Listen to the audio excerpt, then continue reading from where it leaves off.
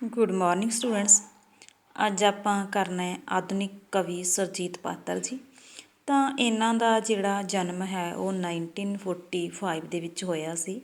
ਤਾਂ ਸੁਰਜੀਤ ਪਾਤਰ ਨੇ ਜਿਹੜੇ ਉਹ ਆਧੁਨਿਕ ਯਥਾਰਥਵਾਦੀ ਜਿਹੜੇ ਕਵੀ ਹੋਏ ਨੇ। ਤਾਂ ਇਹਨਾਂ ਦੀ ਜਿਹੜੀ ਕਵਿਤਾ ਦੇ ਮੁੱਖ ਵਿਸ਼ੇ ਰਹੇ ਨੇ ਉਹ ਨੇ ਮੁਹੱਬਤ, ਪੰਜਾਬ, ਸੰਕਟ ਨਾਲ ਸੰਬੰਧਿਤ, ਮਜ਼ਲੂਮਾਂ ਦਾ ਦਰਦ ਅਤੇ ਇਨਸਾਫ ਦੀ ਮੰਗ ਅਤੇ ਮਨੁੱਖ ਦੇ ਜਿਹੜਾ ਦੋਗਲਾ ਕਿਰਦਾਰ ਹੈ ਉਸ 'ਤੇ ਇਹਨਾਂ ਨੇ ਵਿਅੰਗ ਕੀਤਾ ਹੈ।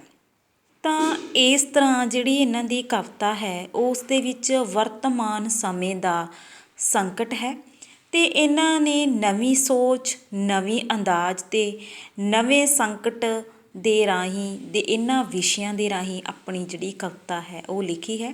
ਤਾਂ ਇਹਨਾਂ ਦਾ ਜਿਹੜਾ ਪਹਿਲਾ ਕਾਵਿ ਸੰਗ੍ਰਹਿ ਕੋਲਾਜ਼ ਹੈ, ਜਿਹੜਾ ਕਿ ਇਹਨਾਂ ਨੇ ਆਪਣੇ ਸਾਥੀਆਂ ਦੀ ਮਦਦ ਦੇ ਨਾਲ ਜਿਸ ਦੀ ਰਚਨਾ ਕੀਤੀ ਸੀ। ਅਤੇ ਉਸ ਤੋਂ ਬਾਅਦ ਇਹਨਾਂ ਦਾ ਜਿਹੜਾ ਫਸਟ ਜਿਹੜਾ ਕਾਵਿ ਸੰਗ੍ਰਹਿ ਹੈ ਉਹ ਹੈ ਹਵਾ ਵਿੱਚ ਲਿਖੇ ਹਰਫ, ਜੋ 1979 ਦੇ ਵਿੱਚ ਆਇਆ। ਅਤੇ ਉਸ ਤੋਂ ਬਾਅਦ ਵਿਰਖ ਅਰਜ ਕਰੇ, ਲਫ਼ਜ਼ਾਂ ਦੀ ਦਰਗਾਹ, ਹਨੇਰੇ ਵਿੱਚ ਸੁਲਗਦੀ ਵਰਨਮਾਲਾ, ਸੁਰ ਜ਼ਮੀਨ, ਪਤਝੜ ਦੀ ਪਾਜੇਬ, ਇਹ ਕਿੰਨੇ ਇਹਨਾਂ ਦੇ ਕਾਵਿ ਸੰਗ੍ਰਹਿ ਨੇ। ਤਾਂ ਇਹਨਾਂ ਦਾ ਜਿਹੜਾ ਕਾਵਿ ਸੰਗ੍ਰਹਿ ਹਨੇਰੇ ਵਿੱਚ ਸੁਲਗਦੀ ਵਰਨਮਾਲਾ ਹੈ ਉਸ 'ਤੇ ਇਹਨਾਂ ਨੂੰ ਭਾਰਤੀ ਸਾਹਿਤ ਅਕਾਦਮੀ ਜਿਹੜਾ ਪੁਰਸਕਾਰ ਹੈ ਉਹ 1993 ਦੇ ਵਿੱਚ ਪ੍ਰਾਪਤ ਹੋਇਆ। ਇਸ ਤਰ੍ਹਾਂ ਸੁਰਜੀਤ ਪਾਤਰ ਦੀ ਜਿਹੜੀ ਵਿਚਾਰਧਾਰਾ ਹੈ ਉਹ ਮਾਨਵਵਾਦੀ ਹੈ, ਆਧੁਨਿਕਤਾਵਾਦੀ ਹੈ।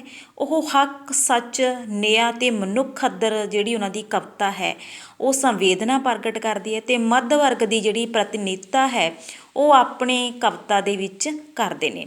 ਤਾਂ ਆਪਾਂ ਨੇ ਜਿਹੜੀ ਇਹਨਾਂ ਦੀ ਕਵਿਤਾ ਅੱਜ ਪੜ੍ਹਨੀ ਹੈ ਉਹ ਹੈ ਖੱਤਾਂ ਦੀ ਉਡੀਕ।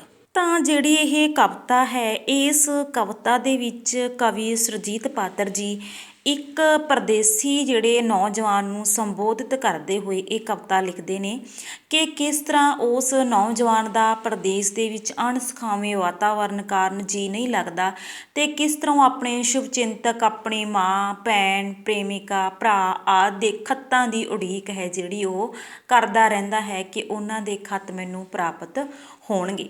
ਤਾਂ ਇਸ ਤਰ੍ਹਾਂ ਕਵੀ ਹੈ ਜਿਹੜਾ ਇੱਕ ਨੌਜਵਾਨ ਨੂੰ ਸੰਬੋਧਿਤ ਕਰਦੇ ਹੋਏ ਇਸ ਕਵਿਤਾ ਹੈ ਕਿ ਇਸ ਨਗਰੀ ਤੇਰਾ ਜੀਅ ਨਹੀਂ ਲੱਗਦਾ, ਇੱਕ ਚੜ੍ਹਦੀ ਇੱਕ ਲਹਿੰਦੀ ਏ, ਤੈਨੂੰ ਰੋਜ਼ ਉਡੀਕ ਖੱਤਾਂ ਦੀ ਸਿਖਰ ਦੁਪਹਿਰੇ ਰਹਿੰਦੀ ਹੈ। ਤਾਂ ਕਵੀ ਨੌਜਵਾਨ ਨੂੰ ਕਹਿ ਰਿਹਾ ਹੈ ਕਿ ਉਸ ਦਾ ਪ੍ਰਦੇਸ਼ ਦੇ ਵਿੱਚ ਜੀਅ ਨਹੀਂ ਲੱਗ ਰਿਹਾ ਅਤੇ ਉਸ ਨੂੰ ਖੱਤਾਂ ਦੀ ਉਡੀਕ ਹੈ ਜਿਹੜੇ ਉਸ ਨੂੰ ਆਪਣੇ ਉਸਦੇ ਸ਼ੁਭਚਿੰਤਕਾਂ ਵੱਲੋਂ ਆਉਣੇ ਨੇ, ਕਹਿੰਦੇ ਉਹਨਾਂ ਦੀ ਉਡੀਕ ਉਸ ਨੂੰ ਰਹਿੰਦੀ ਹੈ। ਇੱਕ ਖੱਤ ਆਵੇ ਧੁੱਪ ਦਾ ਲਿਖਿਆ, ਮਹਿੰਦੀ ਰੰਗੇ ਪੰਨੇ 'ਤੇ, ਤੇਰੇ ਵਿਹੜੇ ਬੂਟਾ ਬਣ ਕੇ ਉੱਗ ਆਵਾਂ ਜੇ ਮੰਨੇ 'ਤੇ। ਤਾਂ ਕਹਿੰਦੇ ਇਹ ਖੱਤ ਹੈ ਜਿਹੜਾ ਉਹ ਉਸਨੂੰ ਉਸਦੀ ਪ੍ਰੇਮਿਕਾ ਵੱਲੋਂ ਆਵੇਗਾ, ਜੋ ਕਿ ਉਹ ਦਿਨ, ਉਹ ਸ਼ਗਨਾਂ ਦਾ ਜਿਹੜਾ ਦਿਨ ਹੈ ਉਹ ਉਡੀਕ ਰਹੀ ਹੈ ਕਿ ਕਦੋਂ ਉਸਨੂੰ ਮਹਿੰਦੀ ਹੈ ਜਿਹੜੀ ਉਹ ਲੱਗੂਗੀ। ਤਾਂ ਇੱਕ ਖੱਤ ਆਵੇ ਮਾਂ ਜਾਈ ਦਾ, ਵਾਂਝ ਵਿਜੋਗਣ ਰੁੱਤੇ ਵੀ, ਵੀਰਾ ਪੱਤ ਸ਼ਰੀਂਦੇ ਵੱਜ ਗਏ ਮੇਰੇ ਬੂਹੇ ਉੱਤੇ ਵੀ। ਕਹਿੰਦੇ ਇੱਕ ਖੱਤ ਉਹ ਆਪਣੀ ਭੈਣ ਦਾ ਉਡੀਕ ਰਿਹਾ ਹੈ ਜਿਸ 'ਤੇ ਕੋਈ ਬੱਚਾ ਨਹੀਂ। ਤਾਂ ਕਹਿੰਦੇ ਉਹ ਸੋਚ ਰਿਹਾ ਹੈ ਕਿ ਉਸਦੇ ਜਿਹੜੀ ਭੈਣ ਹੈ ਉਸਦੇ ਬੱਚਾ ਹੋਇਆ ਹੋਵੇਗਾ। ਤਾਂ ਉਹ ਮੈਨੂੰ ਉਸ ਚਿੱਠੀ ਦੇ ਵਿੱਚ, ਉਸ ਪੱਤਰ ਦੇ ਵਿੱਚ ਦੱਸੇਗੀ ਕਿ ਉਸ ਦੇ ਜਿਹੜਾ ਬੱਚਾ ਹੈ ਹੋ ਗਿਆ ਹੈ, ਤਾਂ ਉਸ ਦੇ ਜਿਹੜੇ ਗੇਟਾਂ 'ਤੇ ਜਿਹੜੇ ਸਰੀਂ ਹੈ ਉਹ ਬੰਨ੍ਹਿਆ ਗਿਆ ਹੈ। ਇੱਕ ਖੱਤ ਆਵੇ ਜਿਸ ਵਿੱਚ ਹੋਵੇ ਤੇਰੇ ਨਾਂ ਇਤਿਹਾਸ ਦਾ ਬੋਲ, ਤੇਰੀ ਰਚਨਾ ਦੀ ਵਡਿਆਈ, ਤੇਰੇ ਮਹਾਂ ਵਿਕਾਸ ਦਾ ਬੋਲ। ਤਾਂ ਕਹਿੰਦੇ ਇੱਕ ਜਿਹੜਾ ਖੱਤ ਹੈ ਉਹ ਅਜਿਹਾ ਆਵੇਗਾ ਜਿਹੜਾ ਕਿ ਉਸ ਦੇ ਦੋਸਤ ਦਾ ਆਵੇਗਾ, ਜਿਸ ਵਿੱਚ ਉਹ ਉਸ ਦੀ ਜਿਹੜੀ ਰਚਨਾ ਹੈ ਉਸ ਦੀ ਵਡਿਆਈ ਕਰ ਰਿਹਾ ਹੋਵੇਗਾ। ਇਹ ਖੱਤ ਆਵਣਗੇ ਤਾਂ ਆਖਰ ਲਿਖ ਲੋਕੀ ਪਾਵਣਗੇ, ਤੇਰੇ ਚਾਹੇ ਖੱਤ ਨੇ ਐ ਪਰ ਹੋਰ ਕਿਸੇ ਘਰ ਜਾਵਣਗੇ। ਤਾਂ ਉਹ ਇਹਨਾਂ ਖੱਤਾਂ ਦੀ ਉਡੀਕ ਤਾਂ ਕਰ ਰਿਹਾ ਹੈ ਪਰ ਉਸ ਨੂੰ ਲੱਗ ਰਿਹਾ ਹੈ ਕਿ ਜਿਹੜੇ ਖੱਤ ਨੇ ਉਹ ਮੇਰੇ ਪਾਸ ਨਹੀਂ ਪਹੁੰਚੇ, ਸ਼ਾਇਦ ਕਿਸੇ ਹੋਰ ਦੇ ਘਰ ਚਲੇ ਜਾਂਦੇ ਨੇ। ਪਰ ਤੂੰ ਆਸ ਨਾ ਛੱਡੀ, ਆਖਰ ਤੈਨੂੰ ਖੱਤ ਆਵੇਗਾ, ਤੇਰਾ ਲੱਗਦਾ ਕੋਈ ਤਾਂ ਆਖਰ ਲਿਖ ਚਿੱਠੀਆਂ ਪਾਵੇਗਾ। ਪਰ ਜਿਹੜਾ ਕਵੀ ਹੈ ਉਸ ਨੌਜਵਾਨ ਨੂੰ ਸੰਬੋਧਿਤ ਕਰਦਾ ਕਹਿ ਰਿਹਾ ਹੈ, ਕਹਿੰਦੇ ਤੂੰ ਉਡੀਕ ਕਰ, ਕੋਈ ਖੱਤ ਤੈਨੂੰ ਜ਼ਰੂਰ ਆਊਗਾ ਕਿਉਂਕਿ ਤੇਰਾ ਸ਼ੁਭਚਿੰਤਕ ਤੈਨੂੰ ਕੋਈ ਤਾਂ ਖੱਤ ਲਿਖ ਹੀ ਰਿਹਾ ਹੋਵੇਗਾ। ਖੱਤ ਆਵੇਗਾ ਰਾਤ ਬਰਾਤੇ, ਖੱਤ ਆਵੇਗਾ ਅੰਮੀ ਦਾ, ਪੁੱਤਰਾ ਇਉਂ ਨਹੀਂ ਭੁੱਲ ਜਾਈਂਦਾ, ਜਿਹੜੇ ਕੁੱਖੋਂ ਜੰਮੀ ਦਾ, ਖੜਾ ਖੜੋਤਾ ਹਾਲ ਤਾਂ ਪੁੱਛਾਂ ਬੁੱਢੀ ਜਾਨ ਨਿਕੰਮੀ ਦਾ, ਉਮਰਾਂ ਵਾਂਗੂ ਅੰਤ ਵੀ ਹੁੰਦਾ ਕਿਤੇ ਉਦਾਸੀ ਲੰਮੀ ਦਾ।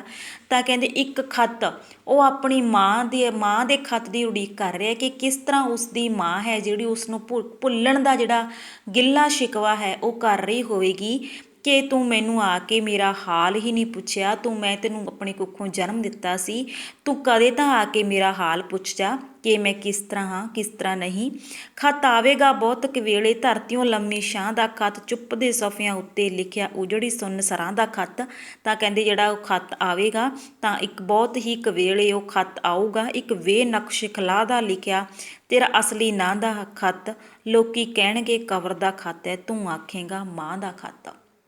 ਤਾਂ ਕਹਿੰਦੇ ਐਂਡ ਦੇ ਉੱਤੇ ਤੇਰੀ ਮਾਂ ਦਾ ਜਿਹੜਾ ਖੱਤ ਹੈ ਉਹ ਤੈਨੂੰ ਪ੍ਰਾਪਤ ਹੋਵੇਗਾ ਅਤੇ ਤੂੰ ਕਹੇਂਗਾ ਕਿ ਉਹ ਮੇਰਾ ਖੱਤ ਹੈ, ਕਿ ਉਹ ਕਬਰ ਦਾ ਖੱਤ ਹੈ। ਕਹਿੰਦੇ ਅਸਲ ਦੇ ਵਿੱਚ ਉਸ ਸਮੇਂ ਜਿਹੜੀ ਉਸਦੀ ਬੁੱਢੀ ਮਾਂ ਹੈ ਉਸ ਨੂੰ ਉਡੀਕ ਕੇ ਮਰ ਚੁੱਕੀ ਹੋਵੇਗੀ।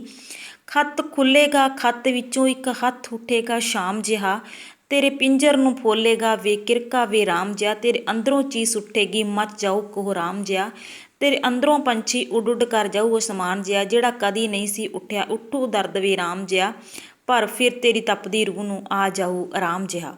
ਤਾਂ ਕਵੀ ਕਹਿ ਰਿਹਾ ਕਿ ਅੰਤ ਦੇ ਵਿੱਚ ਉਸ ਦੇ ਮਾਂ ਦੇ ਮਰ ਜਾਣ ਦਾ ਜਿਹੜਾ ਖੱਤ ਹੈ ਜਦੋਂ ਉਸ ਨੌਜਵਾਨ ਨੂੰ ਪਹੁੰਚੇਗਾ ਤਾਂ ਉਸ ਦੇ ਅੰਦਰ ਇੱਕ ਜਿਹੜਾ ਸ਼ੋਰ ਹੈ ਉਹ ਮਚ ਜਾਵੇਗਾ। ਉਸ ਨੂੰ ਉਸ ਦੇ ਮਾਂ ਦੀਆਂ ਉਹ ਦਿੱਤੀਆਂ ਅਸੀਸਾਂ ਯਾਦ ਆਉਣਗੀਆਂ ਜਿਹੜੀਆਂ ਉਸਨੇ ਆਉਣ ਵੇਲੇ ਉਸ ਨੂੰ ਦਿੱਤੀਆਂ ਸੀ। ਤਾਂ ਕਹਿੰਦੇ ਉਸ ਤੋਂ ਬਾਅਦ ਉਸ ਦੇ ਮਾਂ ਦੇ ਖੱਤ ਦੇ ਆਉਣ ਤੋਂ ਬਾਅਦ ਕਹਿੰਦੇ ਉਸ ਨੂੰ ਕਿਸੇ ਵੀ ਹੋਰ ਜਿਹੜੀ ਖੱਤ ਦੀ ਉਡੀਕ ਹੈ ਜਿਹੜੀ ਉਹ ਨਹੀਂ ਰਹੂਗੀ, ਕਿਉਂਕਿ ਉਸ ਦੀ ਮਾਂ ਤੋਂ ਬਿਨਾਂ ਉਸ ਦਾ ਕੋਈ ਸੱਚਾ ਹਮਦਰਦੀ ਹੈ ਜਿਹੜਾ ਉਹ ਇਸ ਦੁਨੀਆ ਦੇ ਵਿੱਚ ਨਹੀਂ ਰਿਹਾ। ਤਾਂ ਇਸ ਤਰ੍ਹਾਂ ਇਹ ਖੱਤ ਜਿਹੜਾ ਅੰਤ ਵਾਲਾ ਖੱਤ ਹੈ ਉਸ ਦੀ ਮਾਂ ਦਾ ਹੀ ਉਸ ਨੂੰ ਆਵੇਗਾ, ਜਿਸ ਦੇ ਵਿੱਚ ਉਸ ਦੀ ਮਾਂ ਦੇ ਜਿਹੜੇ ਮਰਨ ਦਾ ਜ਼ਿਕਰ ਹੋਵੇਗਾ। ਉਸ ਤੋਂ ਮਗਰੋਂ ਨਾ ਕੋਈ ਨਗਰੀ ਨਾ ਕੋਈ ਸੰਝ ਸਵੇਰਾ ਹੀ, ਨਾ ਕੋਈ ਫਿਰ ਉਡੀਕ ਖਤਾਂ ਦੀ, ਨਾ ਕੋਈ ਤੂੰ ਨਾ ਤੇਰਾ ਜੀ। ਕਹਿੰਦੇ ਜਦੋਂ ਤੇਰੀ ਮਾਂ ਹੈ ਉਹ ਅੰਤਲਾ ਖੱਤ ਤੈਨੂੰ ਪ੍ਰਾਪਤ ਹੋਏਗਾ, ਕਹਿੰਦੇ ਉਸ ਤੋਂ ਬਾਅਦ ਤੂੰ ਕਿਸੇ ਵੀ ਸਵੇਰੇ ਨੂੰ ਆਪਣੇ ਖੱਤ ਦੀ ਉਡੀਕ ਨਹੀਂ ਕਰੇਗਾ, ਕਿਉਂਕਿ ਤੈਨੂੰ ਹੁਣ ਕੋਈ ਵੀ ਖੱਤ ਹੈ ਜਿਹੜਾ ਉਹ ਨਹੀਂ ਪ੍ਰਾਪਤ ਹੋਊਗਾ, ਕਿਉਂਕਿ ਤੇਰੀ ਸੱਚੀ ਹਮਦਰਦਨ ਤੇਰੀ ਮਾਂ ਹੈ ਜਿਹੜੀ ਉਹ ਪੂਰੀ ਹੋ ਚੁੱਕੀ ਹੈ। ਉਸ ਦਾ ਅੰਤਲਾ ਖੱਤ ਹੈ ਜਿਹੜਾ ਉਹ ਤੈਨੂੰ ਪ੍ਰਾਪਤ ਹੋਵੇਗਾ। ਇਸ ਨਗਰੀ ਤੇਰਾ ਜੀ ਨਹੀਂ ਲੱਗਦਾ, ਇੱਕ ਚੜ੍ਹਦੀ ਇੱਕ ਲਹਿੰਦੀ ਏ, ਤੈਨੂੰ ਰੋਜ਼ ਉਡੀਕ ਖਤਾਂ ਦੀ ਸਿਖਰ ਦੁਪਹਿਰੇ ਰਹਿੰਦੀ ਹੈ।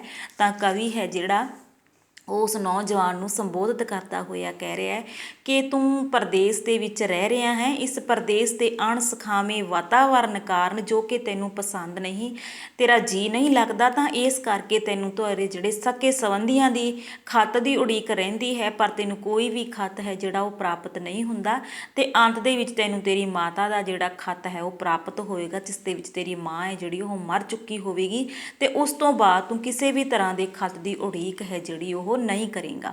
ਤਾਂ ਇਸ ਤਰ੍ਹਾਂ ਇੱਕ ਪਰਦੇਸੀ ਦੀ ਜਿਹੜੀ ਮਨੋਦਸ਼ਾ ਹੈ ਉਸ ਦਾ ਵਰਣਨ ਇਸ ਕਵਿਤਾ ਦੇ ਵਿੱਚ ਕੀਤਾ ਗਿਆ ਹੈ। Thank you.